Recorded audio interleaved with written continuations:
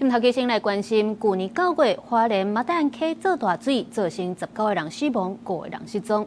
迄当阵，真侪灾民拢表示讲，因无收到爱通知爱撤离，害真侪人是未赴逃生。昨昏花莲检方大规模去搜索，佮有约谈公署乡长林清水等等4个人到案。上新的消息是，民政科生展的精神办人员信后是已经先请回，限制自己甲出境出海。乡长对于解跳的指控有没有什么话要说？我们要跟乡亲说的。经过要10点钟的侦讯，面对记者咧问检调指控，甲敢有话想要对乡亲讲，公署乡长林清水拢无讲话，10时暗时要11点来到地检署接受复讯。包括市长的秘书、民政科省王的科长，也有民政科省展的精神办员，相关人员暗时拢移上地检复讯。其中省展的精神办员信后请回，而且限制自己出境甲出海。阿乔不见了。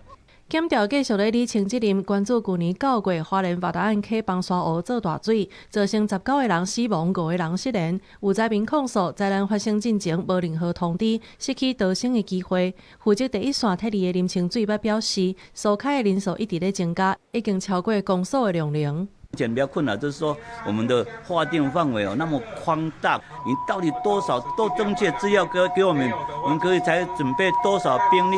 林清水进前强调量能甲资讯无够，不过灾民这期灾前的通报甲撤离机制敢有真正启动，也真做是检方后手理清的关键。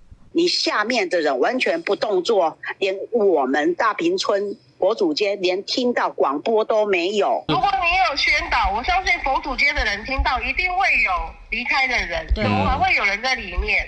公所若真正量能无够，敢有实际甲顶悬反映讨救兵？因为多数的居民是爬顶悬去避难，尤其大多数拢是老大人。事前的防灾宣导甲第一时间撤离公布，敢有真正落实，已经来做是调查的重点。检方调撤离名单甲防灾通报的资料，理清敢有人为疏失。县委早上有收到这个讯息，那我们尊重那个司法机关的调查。公所予人抄，乡长也予人调查，专案向涉犯过失致死、荒废职务罪的方向侦办。虽然花莲县府表示尊重，也毋过相关的撤离牵涉公所、县政府甲中央的配合。